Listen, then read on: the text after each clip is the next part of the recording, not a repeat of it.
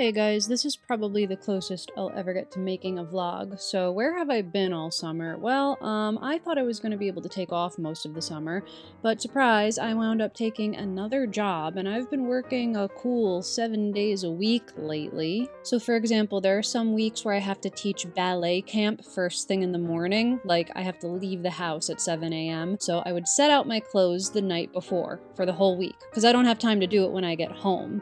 I will wake up at 6 a.m. just to get to the job because everything is far from where I live and there was a lot of road work.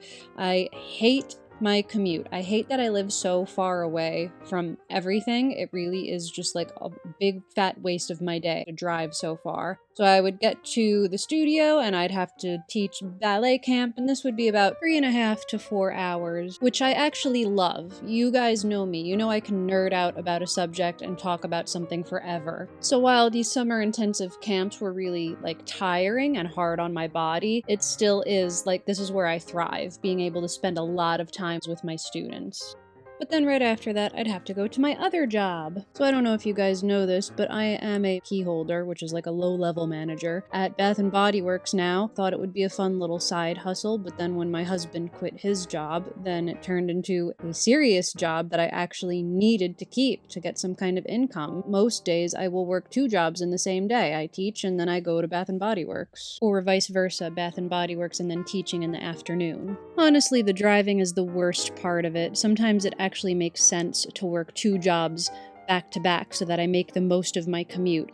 So this routine really did take up most of my summer. I was working basically from 8 a.m. and coming home after 8 p.m. most days. The goals that I had set for myself just had to be put on the back burner. I wanted to make a new music video or start choreographing some stuff. I actually do have a music video that I want to release to the world, but couldn't afford to finish that because the little visual effects that I wanted to put on that cost way too much, like $3,000 to $5,000. This is on top of teaching adults at a new burlesque studio on weekends, so I don't even have Sundays off anymore. The owner also wants me to perform in her burlesque shows, so now I have to learn variations and rehearse myself at home. This is on top of doing my own personal training at home so I can stay in shape and remember what it feels like to be on the receiving end of class so I can still be an effective teacher and demonstrate everything. So yeah, if you look real close, we got Sundays working 2 jobs, Mondays working 1 job, Tuesdays working 2 jobs on top of training, Wednesdays working 2 jobs, Thursdays training and 1 job, Fridays 2 jobs, Saturdays my personal training and a job, and sometimes performing. Of course, this is not what I want to be doing. I want to be making things and creating things. I have so many ideas, so many new stories that could be told with dance. I have like 2-hour-long ballets already existing in my head. It just feels like the most productive parts of me are being wasted. I don't have time for my hobbies. I don't have time for my friends. I'm not participating in a Nutcracker this year. And it goes without saying, I don't have time to film and edit and post on YouTube. A lot of the big YouTubers have somebody editing for them.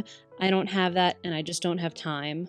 So until something changes, until I either get a lot of money or my husband gets a job where I'm not the only one making consistent income, I'm just not going to be around to post videos on YouTube anymore.